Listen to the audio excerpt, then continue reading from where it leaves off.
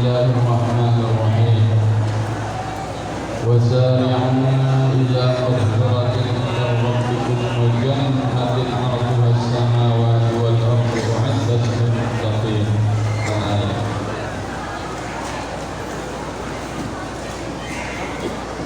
Ingkang kula muliaken para habaib, wabil khusus Sayyidina Yahya, wabil khusus Habib Husain Fauzan bin Yahya dan Habib Ali bin Yahya.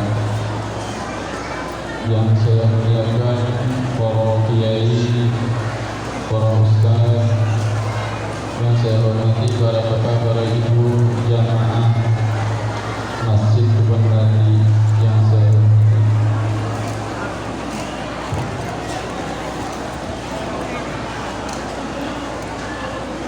Ayat yang telah dibacakan tadi yang sudah dipaparkan, dijelaskan oleh Al-Ustaz Sholihin, mungkin sedikit saya hanya melengkapi penjelasan ayat itu dari sisi ilmiah, karena memang basis saya dari pesantren betul. Jadi saya mencoba mengupas ayat ini ditinjau dari kitab tafsir.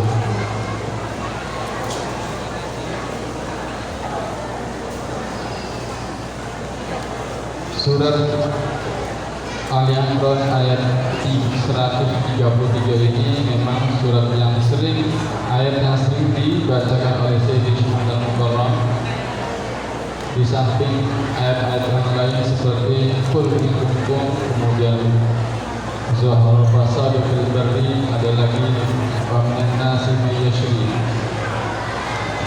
Itu di antara ayat-ayat yang sering dibacakan oleh Sayyidina Al-Mukarram ketika beliau menyampaikan tausiah, supaya kita lebih memahami maksud dari ayat tersebut. Saya mencoba menjelaskan perkata dari ayat tersebut, tetapi hanya fokus pada dua kata karena waktu yang sudah malam. Sebagaimana yang disampaikan oleh Dr. Solihin, yaitu kata maghfirah dan jannah.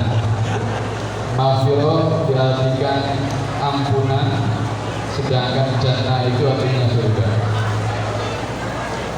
Sedangkan terjemah dari ayat tadi wasari'u ila maghfiratin, seterusnya, dan bersegeralah kamu untuk mendapatkan ampunan dari Allah dan Tuhan kamu, dan untuk mendapatkan surga yang disediakan untuk orang-orang yang bertakwa.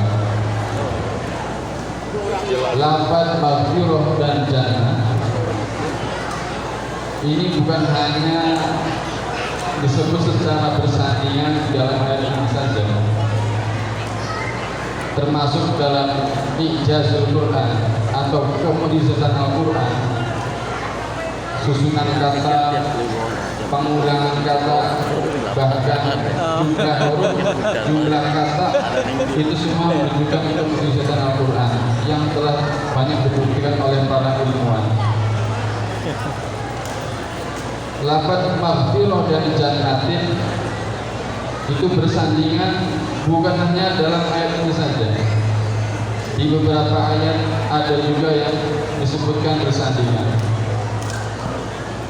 Seperti di surah Al-Baqarah ayat 121, wallahu yad'ukum ilal maghfirati wal jannati wal maghfirati bi'izni. Itu lafaz jannah dan maghfirah bersandingan. Sedangkan di ayat yang lain redaksinya beda, tetapi maksudnya atau tafsirnya sama. Ada ayat lahum maghfiratun wa rizqun karim di surat Ali Imran itu. Di situ ada rizqun karim. Kemudian di surat Hud juga ada lahum maghfiratun wa ajrun karim. Rizkun karim dan ajib karim dalam ayat yang berbeda, bahkan surat yang berbeda. Di dalam tafsir Al-Jalalain karya Syekh Jalal As-Suyuti dan Syekh Jalal Al-Mahali, Ajun kabir dan rizkun karim ini diartikan atau ditafsirkan sebagai ayat Al-Jannah. Jadi maghfiratul wa ajrun kabir atau maghfiratul wa ajrun karim itu artinya sama dengan tadi maghfiratul wa jannah, ampunan Allah dan surganya. Dua kata bersandingan, maghfirah dan jannah, ampunan Allah dan surganya, itu mengindikasikan atau mengartikan bahwa maghfirah dan jannah, ampunan dan surga itu satu paket. Satu paket.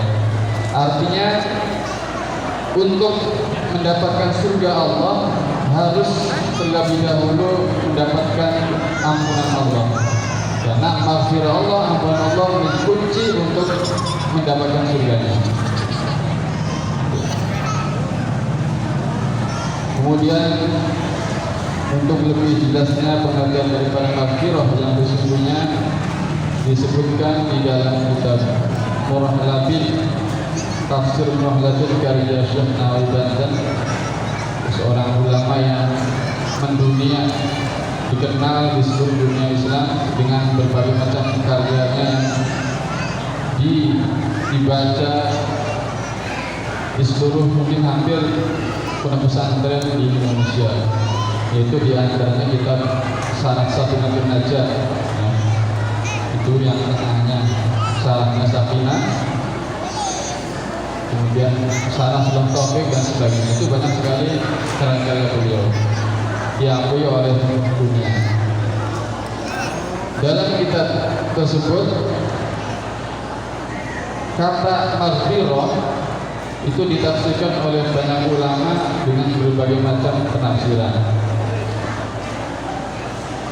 Di antaranya adalah penafsiran menurut Imam Ibnu Abbas dan Imam Al-Aswam bahwa yang dimaksud maghfirah adalah at-taubatu minar riba wal dzunub. Artinya maghfirah itu maksudnya adalah taubat dari riba, perbuatan riba dan segala macam dosa. Penafsiran Imam Ibn Abbas ini memang karena sinkron dengan ayat sebelumnya, itu ayat 130 dari surah Al-Imran yang berbunyi ya ayyuhalladzina amanu la ta'kulu riba adhafan mudha'afan. Ini muncul ke udah keser udah nangin. Wahai orang yang beriman, janganlah kalian memakan riba. Kita lagi makasih duduk-duduk macan. Dan bertakwalah kepada Allah agar kamu orang pula pendek pun meninggal aja hujan naik motor. Jadi ampunan Allah itu ditafsirkan sebagai taubat dari perbuatan riba dan dosa. Jadi supaya kita mendapatkan surganya Allah, di antara syaratnya kita harus bertaubat kepada Allah. Taubat yang diterima, insya Allah akan mudah untuk menuju surga. Untuk bertobat itu tidak mudah, apalagi dari perbuatan dosa besar. Riba itu termasuk dosa besar. Bahkan menurut hadis, dosa riba itu lebih besar daripada perbuatan zina, yaitu menzinai ibunya sendiri. Di dosa riba itu lebih besar daripada menzinai ibunya sendiri. Bayangkan. Zaman sekarang kira-kira kita aman tidak, selamat tidak dari riba. Tadi saya sudah menyinggung, ya, kita itu hobinya kredit sebenarnya. Kira-kira kredit itu mengandung riba tidak? Coba, kredit itu riba bukan? Riba. Kalau kreditnya langsung ke yang pedagangnya, penjualnya, ya, dan memang akadnya atau transaksinya dengan transaksi utang, bayarnya cicil, ya, itu insya Allah tidak ada riba. Tapi yang prakteknya yang terjadi di lapangan itu, ya, misalkan kita beli mobil ke dealer, ya, kita biasanya kredit apa kontan? Beli motor, beli mobil. Kredit. Kita bayarnya kredit. Kemana bayarnya? Apakah dealernya? Apa ke bank? Nah, ternyata yang membayarkan kontannya itu bank. Kita seolah ngutang ke bank. Ya sama aja, berarti utang ke bank. Utang ke bank itu mengandung bunga tidak? Bunga itu riba bukan? Bunga utang riba bukan?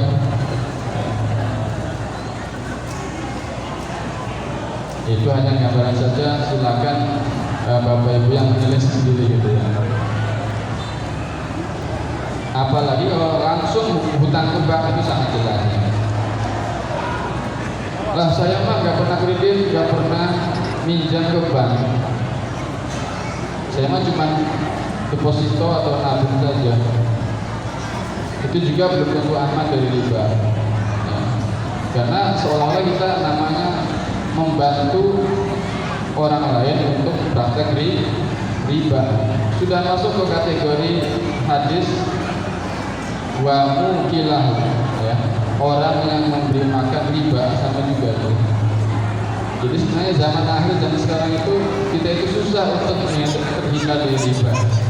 Makanya perlu banyak kita bertobat kepada Allah.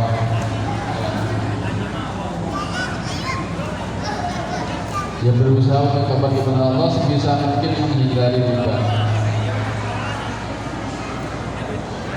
Sedangkan az-dzunub di sini artinya dosa. Dosa itu ada yang dosa besar termasuk riba tadi, ada juga dosa kecil. Kalau dosa kecil mungkin bisa terhapus, tergugurkan oleh perbuatan kebaikan, amal soleh. Wasbi sayyi'atal hasanah. Ikutilah perbuatan buruk dengan kebaikan, itu dosa kecil. Bisa dihapus dengan kebaikan atau amal soleh. Sedangkan dosa besar itu harus dengan cara tobat. Sedangkan tobat itu tidak mudah karena harus memenuhi 4 syarat minimal. Syarat tobat diterima itu pertama harus al-ikhlas, artinya segera berhenti, tidak boleh dilanjutkan. Tobat tapi terus sudah dilakoni, ya percuma tobat. Kemudian yang kedua, al-azmu ala al-ya'udin ilaiha, berjanji atau bertekad tidak akan mengulang kembali perbuatan maksiat. Kalau di hatinya masih ada rasa pengen, masih penasaran, wallahu a'lam tobatnya gimana. Kemudian yang ketiga, ada rasa ada penyesalan. Lagi kagok mau. Kagok. Di hatinya harus ada penyesalan. Kalau tidak penyesalan, tobatnya wallahu a'lam juga diterima tidak oleh Allah. Kemudian yang keempat harus istighfar baru, mohon ampun kepada Allah. Jadi sifat terakhir.